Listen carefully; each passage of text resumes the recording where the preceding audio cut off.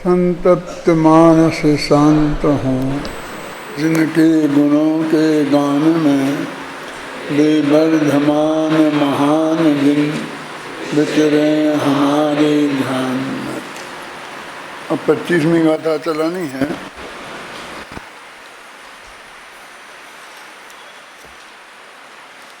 उसकी उत्थानिका में कहा है, अथ के अपवाद विशेषा इति उपदिशति। वे अपवाद क्या हैं इसका उपदेश देते हैं। पिछली गाथाओं में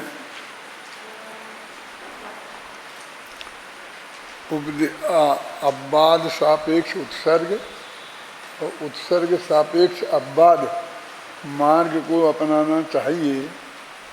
उत्सर्ग मार्ग अत्यंत कड़क मार्ग है, अपवाद मार्ग एक सरल मार्ग है।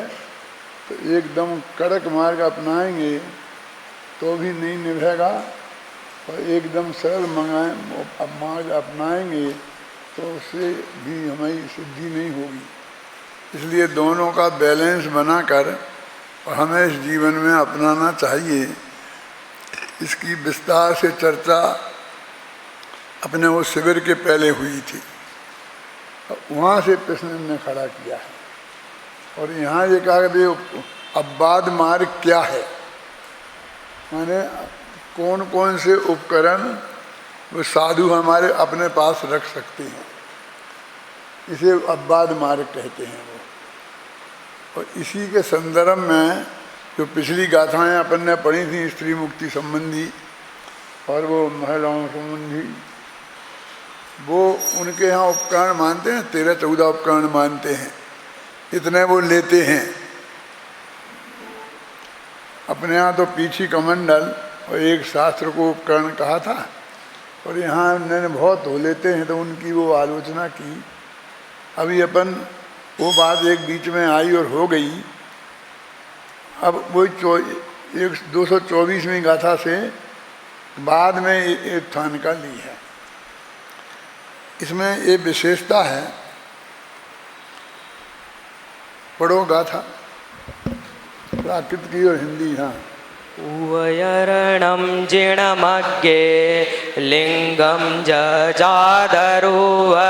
भणिदं गुरुवयणं पियविणौ सुत्तज्जयणं च निधिष्ठं जन्मते शिशु समजनन विनयर गुरु के वचन आगम पठनए उपकरण जिन मार्ग का ऐसा कथन। वो कहते हैं क्या है उपकरण। तो एक तो नग्न दिगंबर दशा, जय जाद रूपम, जैसा पैदा हुआ था वैसा ही नग्न दिगंबर लिंग। एक ये तो एक इसको उपकरण कहा। और दूसरा गुरु के वचन, माने गुरु उपदेश देते हैं वो। और तीसरा है सूत्रों का अध्ययन। और चौथा है एक गुरु और शास्त्रों की विनय। गुरु के वचन आ गए ना, और शास्त्रों का अध्ययन आ गया। देव और गुरु दोनों को, अरहंत को भी महागुरु बोलते हैं ना, परम गुरु बोलते हैं अरहंत भगवान को। तो इस तरह से ये हैं उपकरण, ये अपवाद मार्ग में है। अरहंत भगवान को परम गुरु कहाँ कहा है बताओ, याद मालूम है? जिनको मालूम हो हाथ उठाओ। मालूम पड़े कितनों को मालूम है।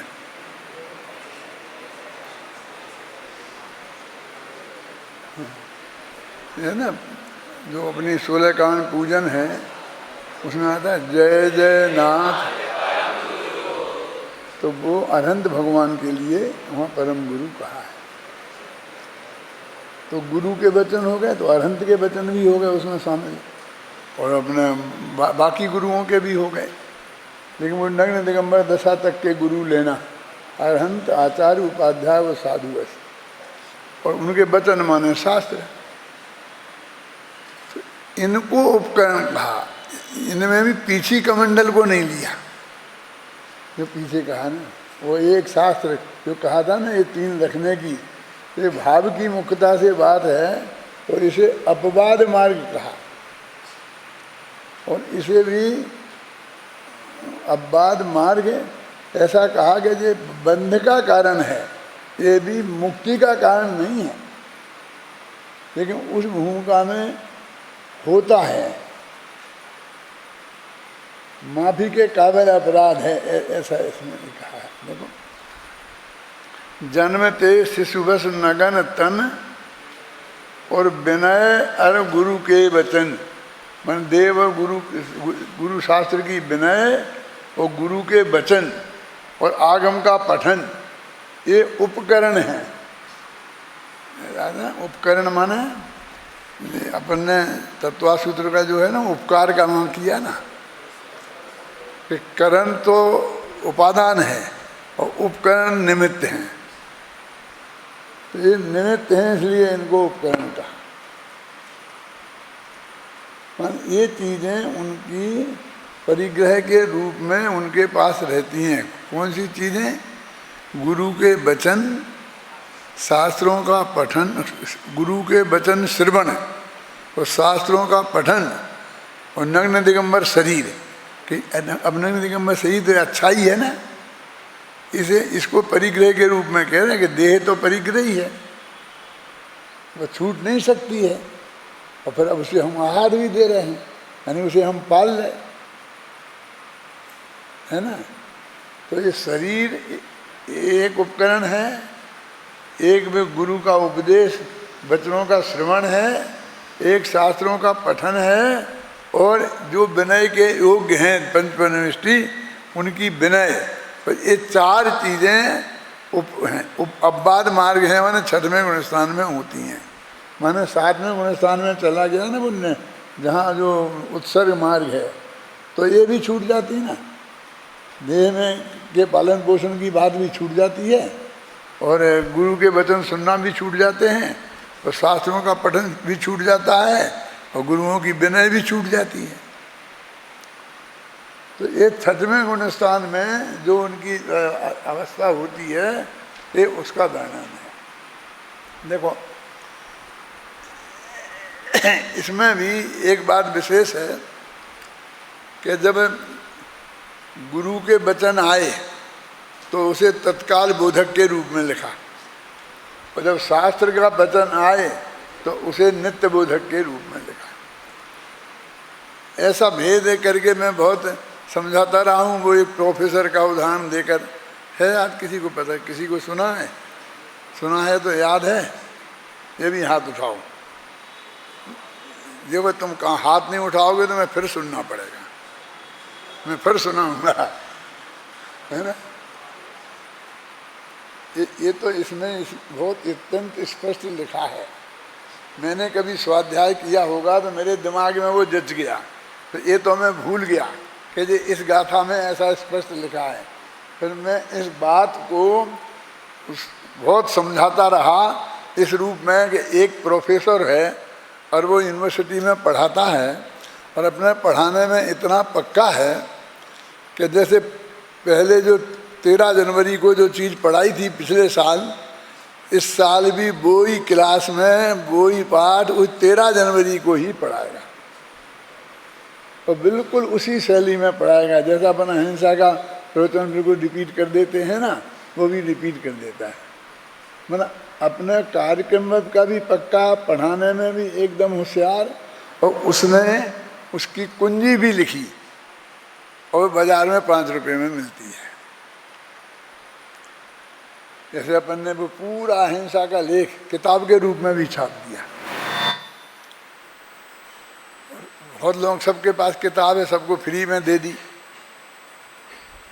फिर भी कोई आज तक, मैंने तो उसे 200 बार रिपीट किया होगा। कब से बोल रहा हूँ मालूम है? सन 73 से, जब भगवान महावीर का 25वां निर्माण वर्ष आया था, तो उसमें मैं 100 जगह तीर्थ में यात्रा में गए थे 1000 यात्रियों के साथ, तो हर गांव में मैं उस भाषण को मतलब देता था।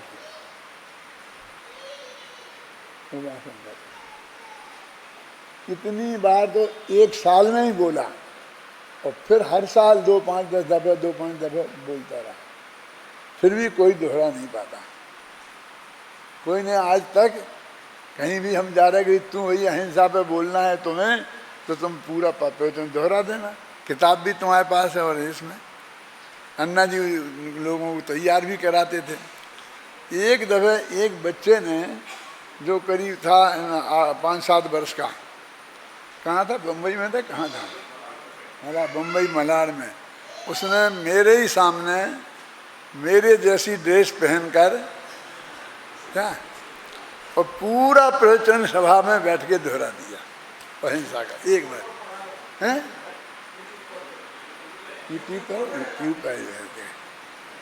एक आदमी ने, वो 7-8 वर्ष के बच्चे ने, मेरे किसी विद्यार्थी ने नहीं सुनाया। मैं तो सिर्फ बता रहा हूँ कि वो काम कितना कठिन होता है। चाहते तो समय कि हमारा बढ़िया से बढ़िया हो, और अपन ने कोई प्रतिबंध नहीं लगाया। अपन कोई वो सुनाएगा तो मैं कहूँगा तो मेरी नकल मारता है, तो ये तो मैंने बोला था, ऐसा नहीं। मैं तो पीठ ठोकने वाला हूँ कि तूने यदि मैंने जो बताया था तेरे को, और तूने अच्छी तरह से जनता को समझा दिया, तो मैं प्रसन्न होने वाले आदमियों में हूँ।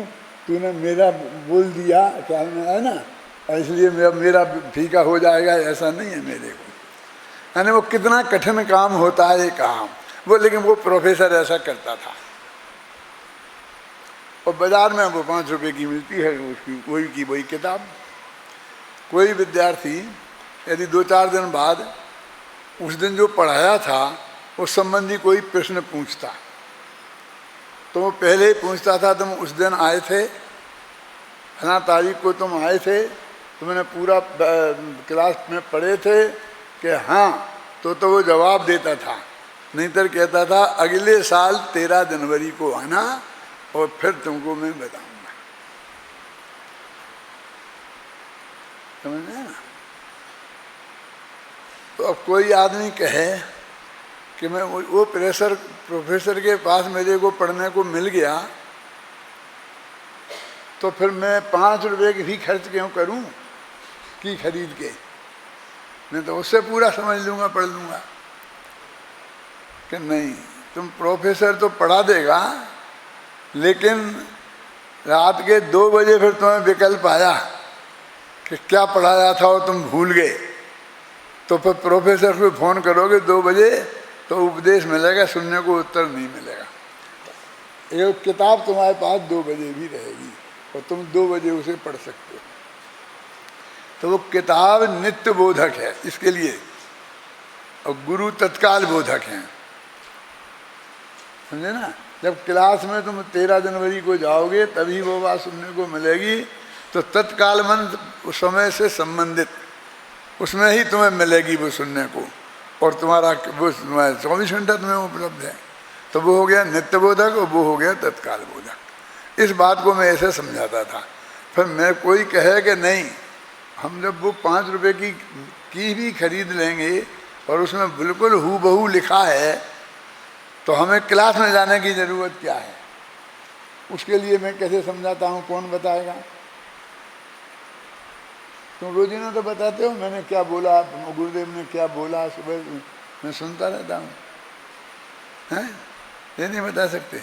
तो मैं वो उदाहरण देता था, नै कु कही बैननी अनेक कही नैननी, और रही सही तो कहे दीनी हिचकीन सो। आया कुछ याद?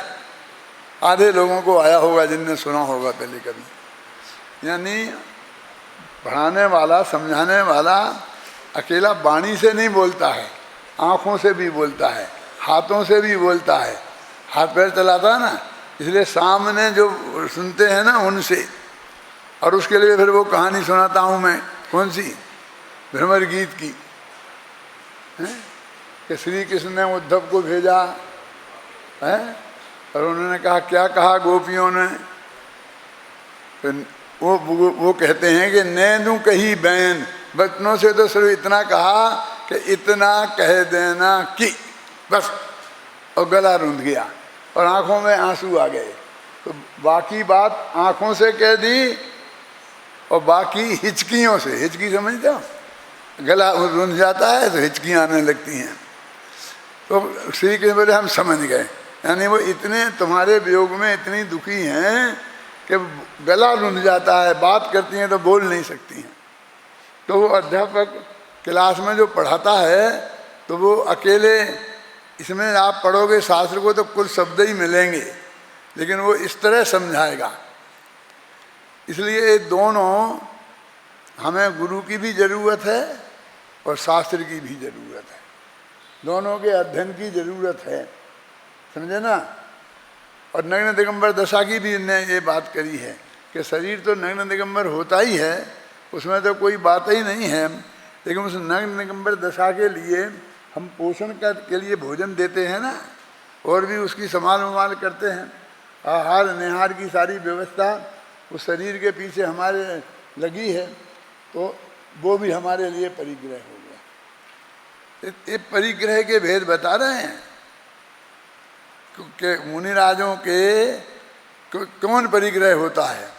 तो एक परिग्रह होता है नग्न दिगंबर शरीर, दूसरा परिग्रह होता है गुरु का उपदेश, गुरु के उपदेश का श्रवण, और तीसरा परिग्रह होता है जिनवाणी का पठन, और चौथा परिग्रह होता है देवसाज गुरु की विनय। ये अद्भुत बात इस गाथा में कही है। इतनी चीज बस ये है, इसके अलावा और कुछ नहीं। संस्कृत टीका पढ़ता हूँ, और उस संस्कृत टीका का जो है ना, उसमें जो वो तत्काल बोधक और नित्य बोधक की बात अच्छी तरह से कही है। देखो, अपवाद रूप अनिषिद्ध उपदि सामान्य पर्याय की सहकारी कारण रूप से उपकार करने वाली होने से उपकरण है, अन्य नहीं। यानी ये चीज़ें उपकरण हैं। कौन कौन? ये वे उपकरण इस प्रकार हैं। अब पहला, सभी प्रकार की कृत्रिमता से रहित। नग्न दिगंबर कहा ना, वो पैदा हुआ बच्चा पैदा होता है तो आंखों में काजल लगा के आता है, चेहरे पे क्रीम पाउडर पोत के आता है, बालों को ऊंच के आता है, मैंने किसी भी प्रकार की कृत्रिमता नहीं, सभी प्रकार की कृत्रिमता से रहित और सहज रूप से अपेक्षित। वो सहज जैसा हो गया, यथाजात रूप पने के कारण जैसा वो पैदा हुआ था वैसा ही। बहिर्लिंग भूत काय के पुद्गल, ये काय को कहता है, काय के पुद्गल माने काद के परमाणु। एक तो इनका परिग्रह है, राग तो इनसे तोड़ दिया है, लेकिन अब छूटते नहीं हैं। अरहंत भगवान के भी लगे हैं, ये तो जब आयु कर्म समाप्त होगा तभी छूटेंगे ना। अभी अभी मैं एक बात सुन के आया हूँ जो आप लोगों को बता देता हूँ,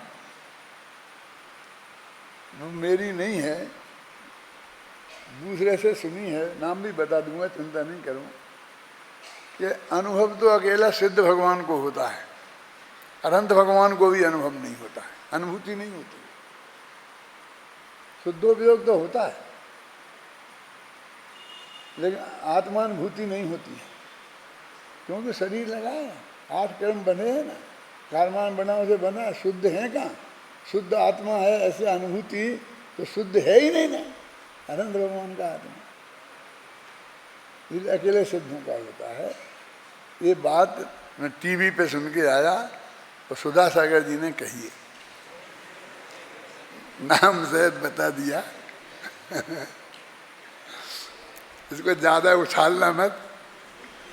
तुम विद्यार्थी हो, विद्वान बन गए हो, तो उन लोगों की कैसी मान्यता है ये आप लोगों को ख्याल में रहे, इसलिए मैंने बता दी। मैं ये भी जानता हूँ कि ये सब टीवी पे जाएगा, जाएगा तो जाएगा। इनने कही है, मैं सुन के आया हूँ, ऐसे थोड़ी है कि मैं कोई झूठ बोल रहा हूँ। आप समझे ना। अभी अपनी बात तो कह रहे, एक उपकरण देखो क्या पढ़ते हैं, ये सभी प्रकार की कृत्रिमता से रहित, सहज रूप से अपेक्षित, यथाजात रूप पने के कारण बहिर्लिंग भूत काय पुद्गल। ये तुम लोग संस्कृत से भी नीचे लगा लेना, मैंने लगा लिया है, अब मैं और ज़्यादा समय खराब नहीं करना चाहता हूँ। बिल्कुल हू बहू संस्कृत में जो लिखा है उसका ये हिंदी अनुवाद है। फिर दूसरे श्रवण योग्य देखो, और तत्काल बोधक देख, और गुरु के द्वारा कहे जाने वाले आत्मदत्त द्योतक, आत्मा को समझाने वाले उपदेश रूप वचन पुद्गल, वे काय पुद्गल और वचन पुद्गल, इतने पुद्गलों का परिग्रह है। और अध्ययन किए जाने वाले फिर नित्य बोधक आ गया ना, वो तत्काल बोधक था गुरु के वचनों के लिए, और ये आ गया नित्य बोधक, है ना।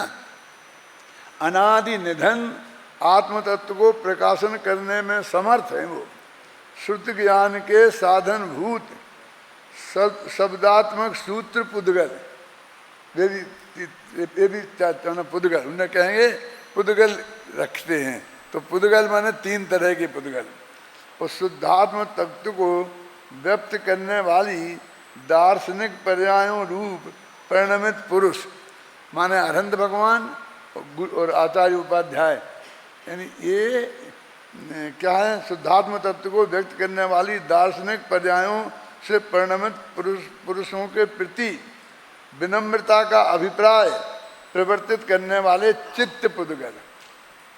चित्त माने वो सोचना, ये मन में होने वाली विनय की बात कर रहे, विकल्पात्मा की। जय जयनाथ परम गुरु हो बोलने की जरूरत नहीं है। तो चार परिग्रह हैं उनके, कौन, काय पुद्गल, दूसरा वचन पुद्गल, और तीसरा सूत्र पुद्गल, और चौथा चित्त पुद्गल। फिर इनके बाकी सब विशेषण है ना। ये चार अपवाद मार्ग की उपकरण रूप उपधि है। उपधि माने परिग्रह। कौन, ये चार अपवाद मार्ग में हैं। अपवाद मार्ग में इन्हें उपकरण कहते हैं। क्यों, कि जो उपकार करने वाले हैं नहीं, उपकार करने वाले हैं माने निमित्त हैं। निमित्त रूप से ये चार चीजें उनके पास विद्यमान हैं। इनको भी आचार्य अमृतचंद्र परिग्रह कह रहे हैं। बोलो, अभी बहुत लोगों की बात है, कौन इनको परिग्रह समझता है, बोलिए। हम उपदेश सुन रहे हैं, ये परिग्रह है मुनिराज के लिए। अपने गुरु का, हमारा नहीं, अनंत भगवान की दिव्य ध्वनि सुन रहे हैं वो, वे शास्त्रों को पढ़ रहे हैं वो, गुरु को नमस्कार कर रहे हैं वो, और ये शरीर और इनके विशेषण क्या क्या लगाए हैं वो अभी मैंने पढ़ के सुना दिए। और तुम सब विद्वान लोग हो, अच्छी तरह से और पढ़ना, देखना, समझना, संस्कृत और हिंदी से मिलान करके उसे पूरी तरह सेट करना, क्या, जिसे तुम बड़ी निश्चिंताई से बोल सको। ख्याल में है ना, बिल्कुल हूबहू शब्दों को। ये चार प्रकार के अपवाद मार्ग उपकरण रूप उपधि है। उपधि माने परिग्रह है। इनका अपवाद मार्ग में निषेध नहीं किया गया है। उत्सर्ग मार्ग में तो इनका निषेध है, अपवाद मार्ग में इनका निषेध नहीं है।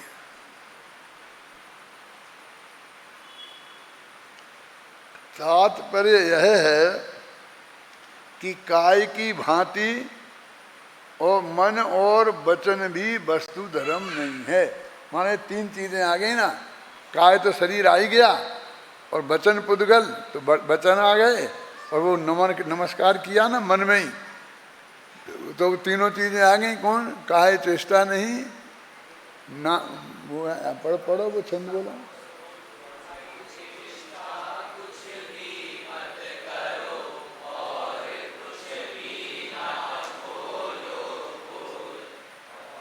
और कुछ भी मत सोचो भाई। वो ध्यान में जो शुद्धोपयोग है उसमें तीनों का निषेध किया, तो तीनों उपधि है ना, तो छठवें गुणस्थान में होती है, और तुम्हें सातवें गुणस्थान में जाना, तो उसी का नाम शुद्धोपयोग है, उसी का नाम ध्यान है, उसी का नाम सब कुछ है ना। वो तो अपन ने बहुत विस्तार से उसकी चर्चा की है, सबने सुनी ना अच्छी तरीके से। वो यहाँ नहीं की है, लेकिन वो बहुत जगह जगह की है। और सब अपने यहाँ पर उपलब्ध है कैसेटों में। तो जैसे कभी पर्यूषण वगैरह में तुम पर सुनते हो, पर्यूषण के प्रवचन, एक आध दफे जब मैं बाहर जाऊँ ना शांति जी, तो मैंने सुना देना। मुझे बार बार विकल्प आता है कि एक दफ़े इन सबको सुनाओ, फिर नहीं सुनाओगे तुम इन्हें उसमें से, तो फिर मैं अपने 15 दिन फिर खराब करूँगा। ये जो है अपने 17 दिन के प्रवचन है ना अपने शिविर के, उनको तो मैं अभी जाने वाला हूँ। 22 अक्टूबर को जाऊँगा और फिर आऊँगा 12 नवंबर को। तो इसके बीच में तुम लोग भी भाग जाओगे, फिर और देखना ऐसे जाऊँगा तो उस वक्त सुना देना। मैंने वो चीज़ ऐसी है कि तुम सबको बहुत अच्छी तरह से होना चाहिए। और तुम यहाँ रोजाना के प्रवचनों में भी ने वो चारों किताबें लेके बैठा करी, तुमको मिल तो गई क्या नहीं? क्यों? अभी भी मेरे को विकल्प था कि मैं तुमको उसमें से पढ़वाऊँ, काय के लिए?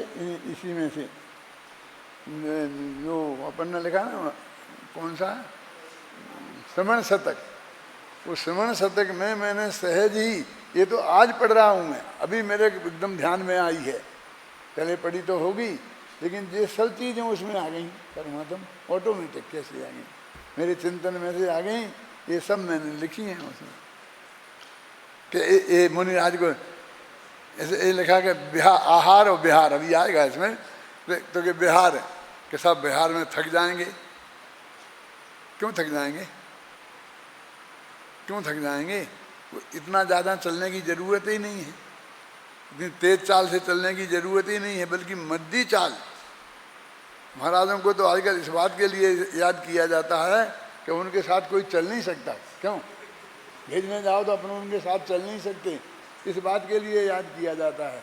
लेकिन मैंने लिखा कि नहीं, मध्य मध्य चलें, क्योंकि वे देख नहीं सकते। वे 4 हाथ जमीन देख के चलना है ना, तो शांति से चलना, और थक जाएंगे कि ऐसे धीरे धीरे चलेंगे देख देख के शांति से, तो थकेंगे तो नहीं, लेकिन कितने दिन लग जाएंगे। तो उन्हें कहाँ पहुँचना है, कहाँ की जल्दी है? उन्हें कोई ससुराल थोड़ी जाना है, उन्हें कहीं जाने की जल्दी ही नहीं है। उन्हें तो सिर्फ विहार करना जरूरी है, क्योंकि एक गांव में, छोटा गांव हो तो 3 दिन, बच्चे का गांव हो तो 5 दिन, और उससे बड़ा गांव हो तो 7 दिन। इतना दिन चौमासे के अलावा, चौमासे में 4 महीना रुक सकते हैं, बाकी तो इतना रुकना है। तो चलना तो जरूरी है, लेकिन दौड़कर भागना के जरूरी नहीं है, इसलिए वो थकेंगे नहीं, इसलिए श्रम नहीं है, और किसी घर में बंद के रहना नहीं है, इसलिए आश्रम नहीं चाहिए। श्रम आश्रम कुछ नहीं चाहिए। वो सब मैंने लिखा है, तो वो पंक्तियां में पढ़वाने का विकल्प था, लेकिन वो किताब तुम लोगों के हाथ में है नहीं, है ना? तुम पढ़ लेना, उसे पढ़ना अच्छी है ना, पढ़ो। कहाँ से आएगा? 81 के बाद पढ़ना, 81 के बाद पढ़ो। कौन पढ़ेगा? खड़े होके शांति से पढ़ो अच्छी तरह। हाँ हाँ,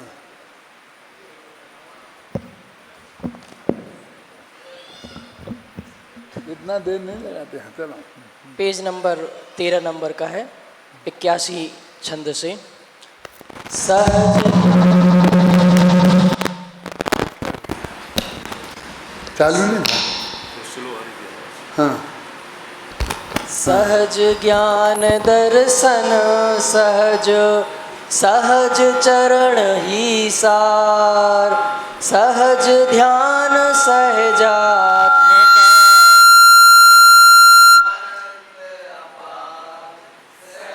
सहजता सहज ही दर्शन ज्ञान अनंत, सहज परिणमन सहज में होवे भव का अंत, सहज परिणमन धर्म है, सहज परिणमन सार, सहज स्वभावी वस्तु ही जीवन का आधार, सभी वस्तुएं सहज हैं, सब में शक्ति अनंत, सभी निरंतर परिणमे, सभी अनादि अनंत, सहज परिणमन के धनी, सभी वस्तुएं नित्य, अरे अनित्य भी हैं सभी, सब हैं नित्यानित्य।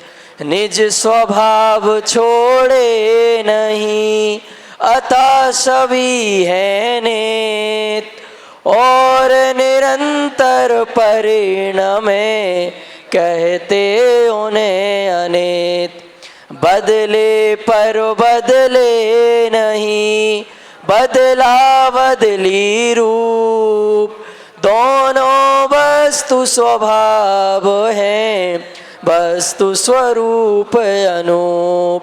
नहीं बदलना द्रव्य का, है यह नित्य स्वभाव, अरे निरंतर बदलना है पर्याय स्वभाव। द्रव्य और पर्याय हैं दोनों वस्तु स्वभाव, वस्तु दोनों रूप है, दोनों का सद्भाव। नहीं बदलना वस्तु का, जैसा द्रव्य स्वभाव, नित्य बदलना वस्तु का, है पर्याय स्वभाव।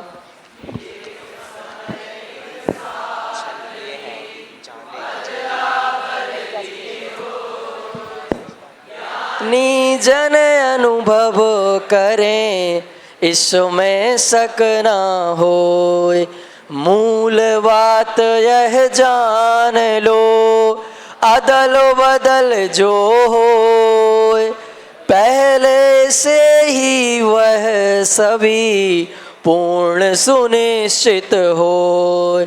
जब जैसा जिस वस्तु का जो हो ना हो, इसमें संशय है नहीं, तब तैसा वह हो। दृढ़ श्रद्धा और ज्ञान हो, अर चरण उसी अनुसार, होता है यह जानिए, जिन शासन अनुसार। श्रमण जनों को बता दो, ये वाले बोल दो, ये वाले 23 से आप माइक से बता दो।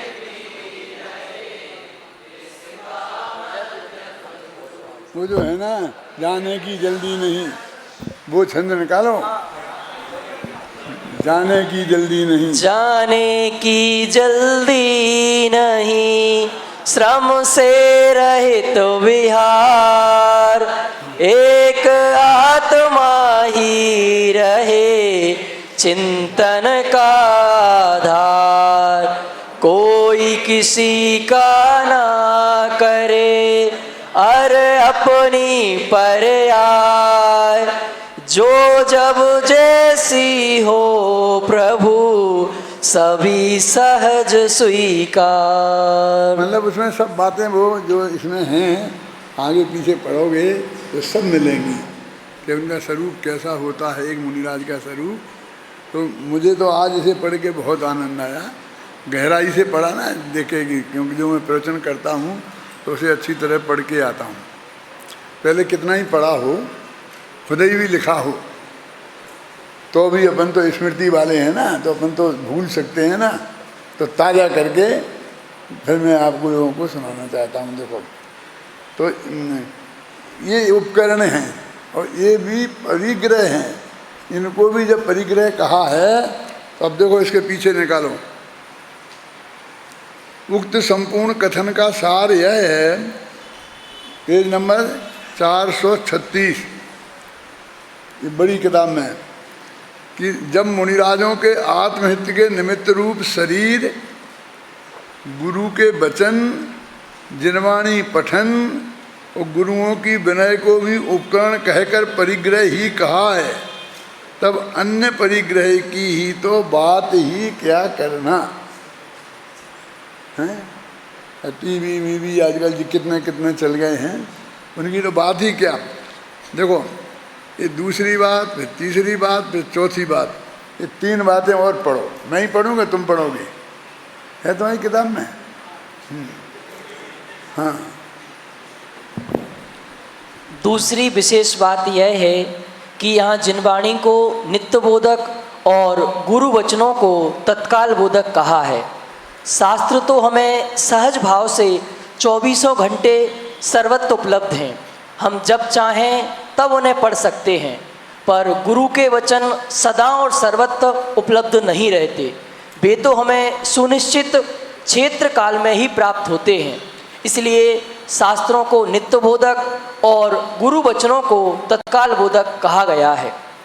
तीसरी बात यह है कि कोई बात समझ में ना आवे तो गुरुजी से पूछ सकते हैं, पर शास्त्रों के साथ यह सुविधा उपलब्ध नहीं है, क्योंकि उनसे हमारी और एक तरफा मार्ग वन वे ट्रैफिक है। उनकी बात हमें तो उपलब्ध है, पर हम अपनी बात उन तक नहीं पहुंचा सकते हैं। चौथी बात यह भी ध्यान देने योग्य है कि शास्त्रों के माध्यम से हम हजारों वर्ष पुराने संतों के वचनों का भी ज्ञान कर सकते हैं, पर गुरु वचनों में तो वर्तमान गुरुओं पर ही निर्भर रहना होता है। इस प्रकार हम देखते हैं कि शास्त्रों का अध्ययन और गुरुओं के प्रवचन दोनों एक दूसरे के पूरक हैं, विरोधी नहीं। दोनों की उपयोगिता भी असंदिग्ध है।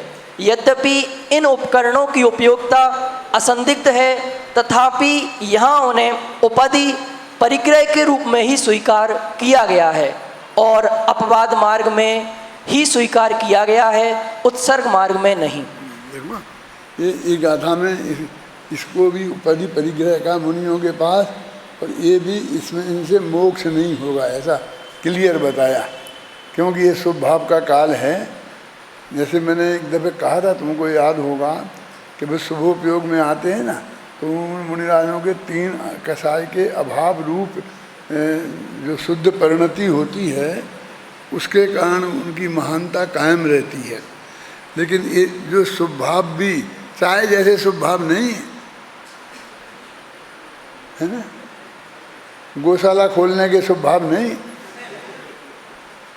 कौन से शुभ भाव, ये 4 आ गए। ऊपर कौन, गुरुओं के वचन श्रवण, शास्त्रों का अध्ययन, समझ गए ना, ये इस टाइप के शुभ भाव हो सकते हैं। गुरुओं की विनय, माने इनमें उनकी मर्यादा है कि वो शुभ भाव कह दिया तो तुम सब तरह के शुभ भाव मत ले लेना, समझ गए ना, इतना ही शुभ भाव, इससे ज़्यादा के आगे के शुभ भावों की बात नहीं है। वे ही हैं और उनको भी परिग्रह का वो शुभ भाव हैं, वो भी बंध के कारण नहीं हैं, उससे पुण्य ही बंधेगा। इसमें एक जगह अभी ये भी आएगा, शायद अगली गाथा में आ जाएगा कि इहलोक और परलोक, इन दोनों के प्रति कौन से छंद में आया था जो अभी अपन ने पाठ किया था ना, अभी अपन ने 5-7 छंदों का पाठ किया ना, उनमें आया, पढ़ो इहलोक परलोक वाला, अगले में ही है। हाँ, ये 226 पढ़ो, ये छंद ही पढ़ना है अपन को।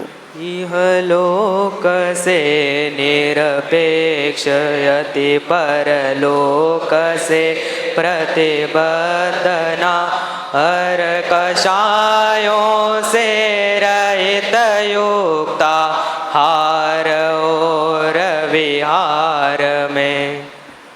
मैंने इस लोक से भी निरपेक्ष हैं और परलोक से भी प्रतिबद्ध नहीं है। ये क्या, इस लोक में भी किसी से बंधे नहीं हैं कि मैं तुम्हारे यहाँ हर को आऊँगा, कि मैं आज ही चलूँगा, कि मैं आज तुम्हारे यहाँ पहुँच ही जाऊँगा, इतने बजे चलूँगा, इतने बजे पहुँच जाऊँगा, ऐसा कोई प्रतिबंध अपने माथे पे नहीं लेता। हम लोग लेते हैं ना, तो उसके माथे से हम कितना माथे पे बोझा रहता है।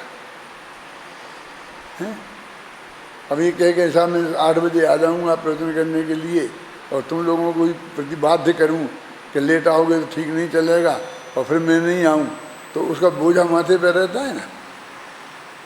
यदि महाराज हैं तो उनको भी बोझा माथे पे रहेगा, है ना। तो वो किसी से इस लोक में बंधते नहीं हैं, ना आहार के लिए, न प्रवचन के लिए, न किसी काम के लिए। और परलोक में वो जो मैंने बहुत विस्तार से समझाया है कि परलोक में जाके तो असंयम ही होना है, तो उसमें कोई ज़्यादा रस नहीं होता है। स्वर्ग की चर्चा सुन सुन के उनके मुँह में पानी नहीं आता है। तेल दिया में स्वर्गवास हो जाएगा तो अच्छी स्वर्ग में चले जाएंगे, फिर इतना ये होगा, ये मिलेगा, ये वैभव मिलेगा। यद्यपि स्वर्ग में जो लिखी हैं शास्त्र में वे अनुकूलताएं हैं, ये नहीं कहते नहीं हैं, लेकिन उन्हें तो संयम की महिमा है ना, तो वो संयम नहीं है। और फिर मैंने बताया था वो असंग गुणी निजरा, भूल मत जाना। असंग गुणी निजरा माने असंग गुणी शुद्धि की वृद्धि, असंग गुणी शुद्धि की वृद्धि माने असंग गुणी आनंद की वृद्धि। तो चौथे गुणितांश 5 में असंग गुणी आनंद की वृद्धि। तो ऐसे कई गुणन का फल करते हुए आगे जाते हैं ना, तो जो मुनि अवस्था में जो वे हैं, जो भी शुभोपयोग शुद्धोपयोग जिसमें जब जैसे रहते हैं तब, तो उसमें इतनी अनंत गुणी शुद्धि की वृद्धि हो रही, और वो वहाँ गारंटी से नहीं होगी। यदि सम्यक दर्शन सहित ही हुए तो भी, तो वो तो घाटे ही घाटे का सौदा है। और सबसे बड़ी तकलीफ है कि उसमें बहुत लंबे काल तक रहना। इसके लिए मैं ऐसा उदाहरण दे के समझाता हूँ कि एक विद्यार्थी को यदि यूनिवर्सिटी में नकल करते पकड़ा जाए तो वो उसे नोट लगा देते हैं, कॉपी ले लेते हैं, अरे इस साल वो फेल हो जाएगा। यदि वो यूनिवर्सिटी में लिख के भेज दें कि इसने नालायक की परीक्षा में की और फिर उद्दंडता की, तो वो 1 साल के लिए अगली साल भी ये परीक्षा में नहीं बैठ सकता है। और बहुत से बहुत कहें तो 3 साल को निकाल सकते हैं कि 3 साल तक ये परीक्षा में नहीं बैठ सकता है, इससे ज़्यादा कुछ नहीं कर सकते। ये अनंत काल तक के लिए नहीं रोक सकते। लेकिन यहाँ तो आप समझ लीजिए कि 6वें 7वें गुणस्थान में 6वीं 7वीं क्लास में हैं, और वहाँ जाकर 33 सागर तक 4थी क्लास में रहना पड़ेगा। बोलो कितनी बड़ी सजा है कि तुम इस साल तुमने परीक्षा नहीं दी तो इस साल की क्लास में पास नहीं होगी। लेकिन वे कहते हैं कि अब तुम्हें दोबारा फर्स्ट ईयर से पढ़ना पड़ेगा, तो 3 साल 4 साल बेकार हो गए ना, 3 साल सजा हो गई। तो ऐसी वहाँ 33 सागर की सजा।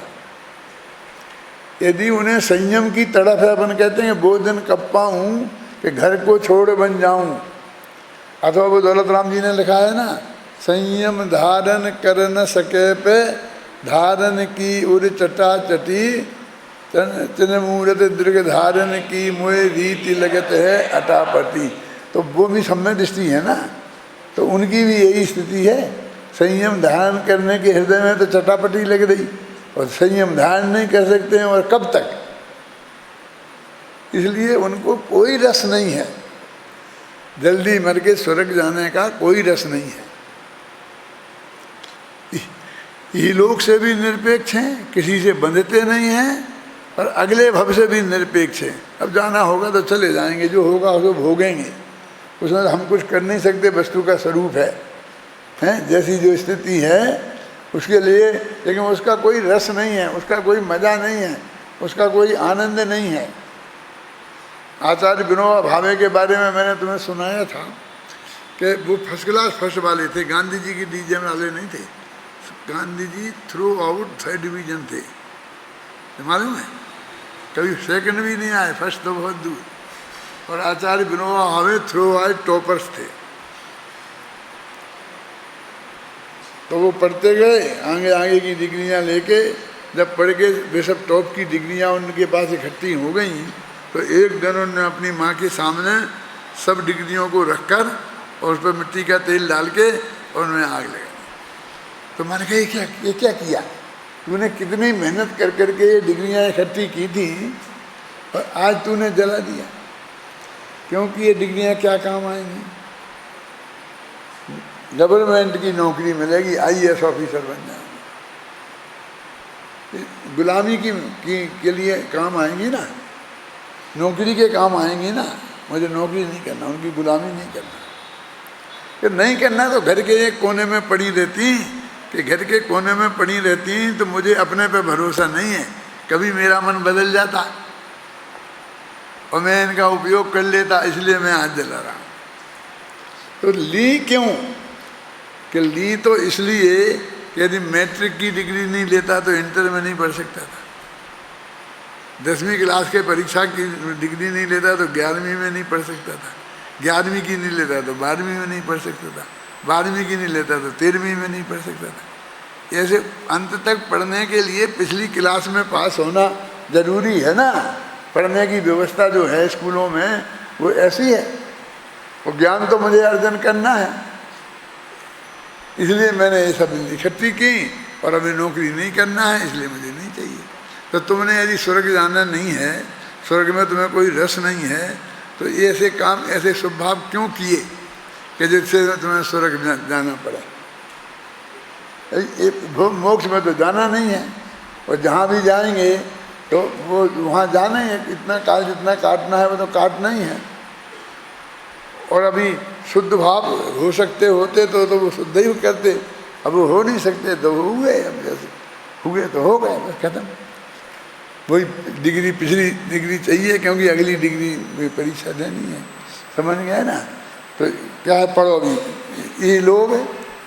ये लोग से निरपेक्ष यति परलोक के प्रतिबद्धना, इस लोक से कोई अपेक्षा नहीं है और परलोक से कोई प्रतिबंध नहीं है।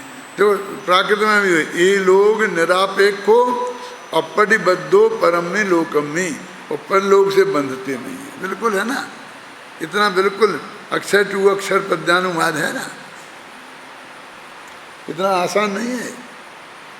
और कसायों से रहित, अब क्या कह रहे कि कोई कसाय नहीं है, भोजन करने के जाने के लिए भी होती है रति या रति, ऐसा कुछ नहीं है। पर युक्त आहार और विहार में 3, युक्त आहार और युक्त विहार, यानी आहार करना है और विहार करना। तो देह की स्थिति के लिए आहार करना है, तो उसमें कोई इहलोक की अपेक्षा नहीं है क्या कि ये स्वादिष्ट मिल जाए, पोषक मिल जाए। तो शरीर को कायम रखना है, इसलिए आहार करना है। और एक गांव में रहने से किन्हीं से राग हो सकता है, इसलिए विहार करना है। तो युक्त आहार और विहार में युक्ताहार और युक्त विहार करना है। तो युक्ताहार क्या है कि ये लोक से कोई अपेक्षा नहीं हो और परलोक की कोई आकांक्षा नहीं हो, हमें क्या चाहिए कुछ नहीं है, फिर भी कि पुण्य बनेगा तो उससे ये होगा ये होगा। कि सीधी मान लो कि हमको एक विकल्प आया कि विद्यार्थी के पास किताब नहीं है, कोई किताब मिल जाए इसे तो अच्छा है, तो हमने किताब दे दी। इसलिए नहीं कि मैं किताब करूँगा तो मुझे ज्ञानाबंदी करूँगा, मेरा वो हो जाएगा, फिर ये हो जाएगा, फिर मैं विद्वान बन जाऊँगा, फिर मुझे स्वर्ग मिल जाएगा, ऐसा कुछ नहीं। मुझे उनको भाव आया तो उन्होंने कर दिया। आहार के लिए बस चले गए, कोई विशिष्ट अपेक्षा नहीं है। और बिहार में देखो पढ़ते हैं टीका, कसाय रहित श्रवण इस लोक से निरपेक्ष और परलोक से अप्रतिबुद्ध होने से युक्ताहार विहारी होते हैं। अनादि निधन एक रूप शुद्धात्म तत्व में परिणत होने से मुनिराज कर्म पुद्गलों के विपाक से अत्यंत भिन्न स्वभाव के द्वारा कसाय रहित होने से वर्तमान काल में मनुष्यत्व होते हुए भी स्वयं समस्त मनुष्य व्यवहार से उदासीन होने के कारण इस लोक के प्रति निरपेक्ष हैं। देखो इसमें लिखा है ना कि वर्तमान में समस्त व्यवहार से उदासीन हैं। बोलो निकालोगे छंद कौन सा? ये मुनिराज जो हैं वो क्या काय से जो बोलते ना, धन्यवाद देना क्या बोलते, आभार, आभार के भार से मुक्त हैं, छंद है। मैंने उनके माथे पे आभार का भार नहीं है कि हम आपका आभार माने, आप आए, अच्छा किया, हमें प्रसन्नता हुई, है ना। वे मुनिराज आभार के भार से भी मुक्त हैं, और सब भारों से तो मुक्त हैं ही, लेकिन आभार के भार से भी मुक्त हैं। एक छंद में ये लिखा, इसमें भी वो मिला तो मुझे बहुत प्रसन्नता हुई। पहले मैं इसे देख लेता और फिर लिखता तो शायद उतना आनंद नहीं आता। ये लिखा ना, समस्त व्यवहार से, कहाँ है, कहाँ पढ़ रहे थे अपन,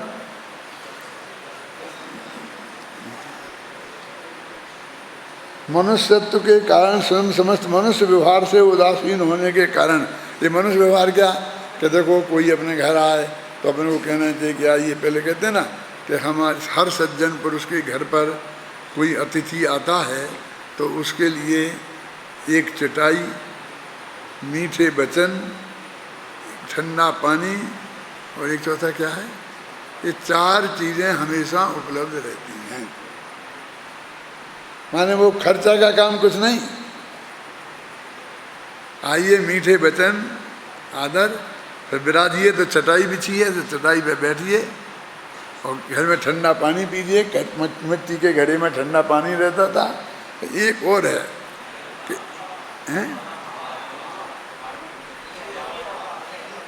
मैं कुछ नहीं सुने, हाँ पंखा, हाँ हवा, हवा, ऐसा पंखा लेके और मेहमान को ऐसी हवा करते थे।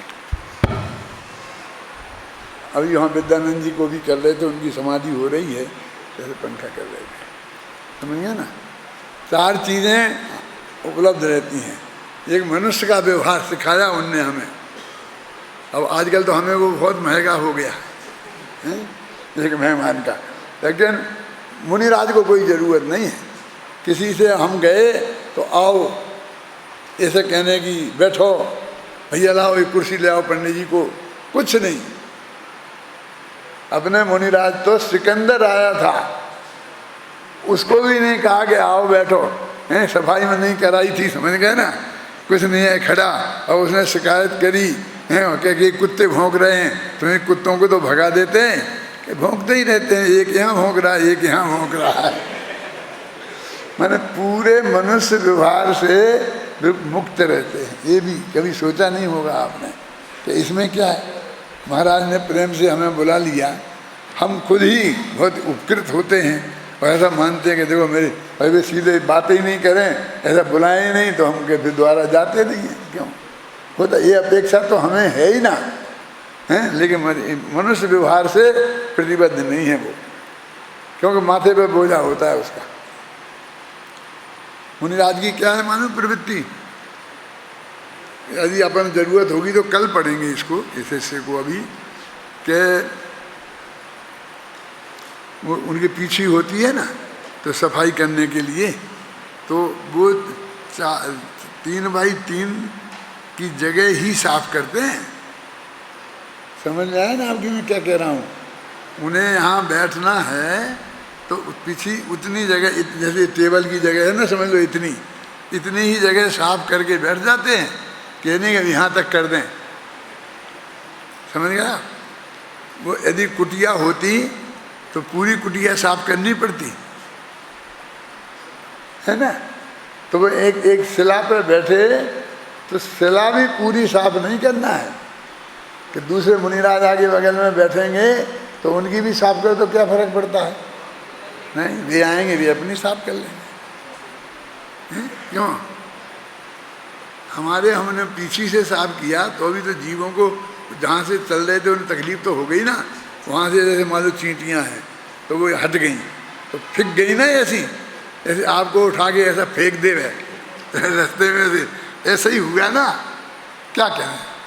तो वो उससे ज़्यादा जगह की सफाई भी नहीं करेंगे, वो तो जीव ना मर जाए इसलिए उन्हें उतनी करनी पड़ती है।